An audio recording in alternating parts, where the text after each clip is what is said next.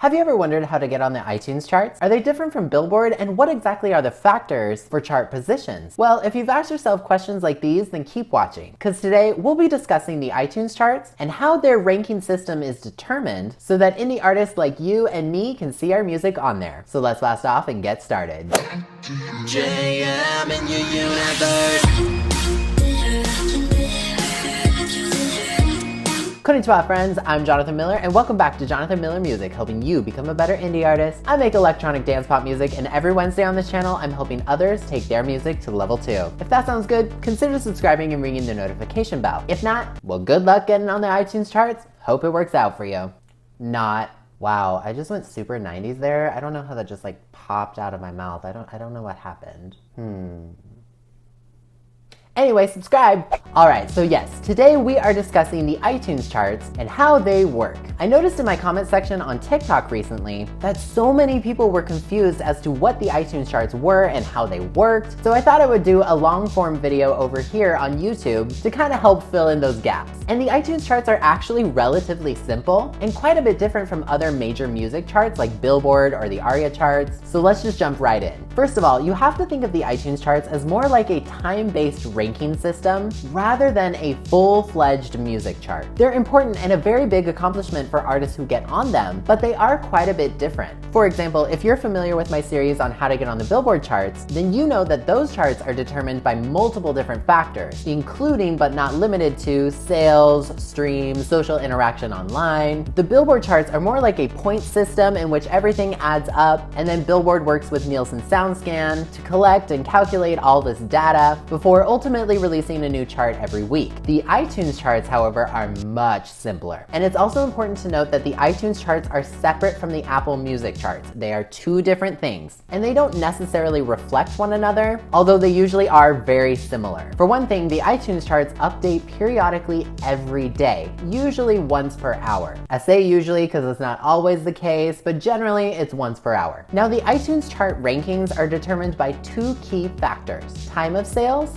and amount of sales. Let's look at an example that everyone probably is familiar with. Have you ever wondered why All I Want for Christmas Is You by Mariah Carey always rises on the iTunes charts every holiday season? This is because of the time of sales and amount of sales happening at that time. Now, what I mean by time of sales is because iTunes updates its rankings so often, this means that they constantly reflect what people are listening to and downloading right now. Whereas something like Billboard shows you what's popular in a given week, iTunes shows you what's being bought the most at the current time that you're looking at the chart. Now, this is where amount of sales comes in. Because the iTunes charts is more of just a sales ranking system, the more people who buy your song or album, the higher it will move up in chart position. That's obviously very similar to every other music chart out there, but here's how that all kind of works together using our Mariah Carey example. And the reason I want to use this specific song is because it's over 25 years old and still manages to climb the charts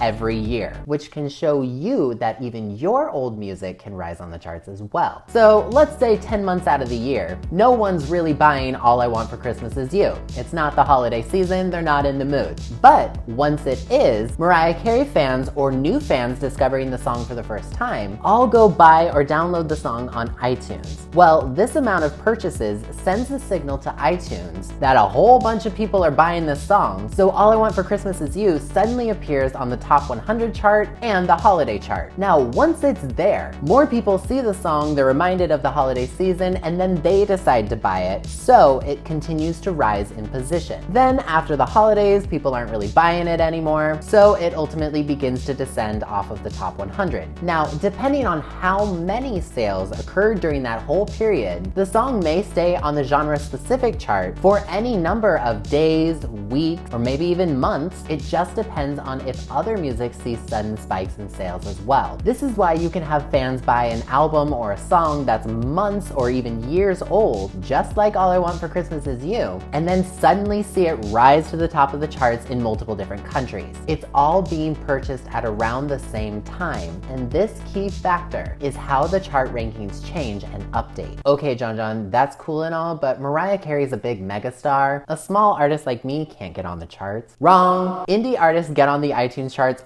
all the time because of the timing of the sales and the amount of sales that happen when their music is released. This has happened for years. Now, genre-specific charts are a little bit easier to get onto because the competition isn't as stiff as it is on, let's say, the top 100, especially since overall digital sales of music has begun to decrease. People are streaming music more instead of buying it, but luckily for this video, we're not talking about streams. And even though competition might not be as strong, it's still a huge accomplishment to get on there, because that means you've got a buying fan base, and that is very important. In fact, you really only need to sell about 200 copies of your song or your album to get into a good position on the chart. Since streams don't really matter on the iTunes charts, if you've got around 150 to 250 people buying your song or your album right when it's released, when the hype for it is super high, you have a pretty good chance at appearing there. What your position ends up being will obviously depend on the timing of the sales, the competition in that moment, and of course the amount of sales that you actually get. This is why pre-orders are so important, because any sale made during your pre-order period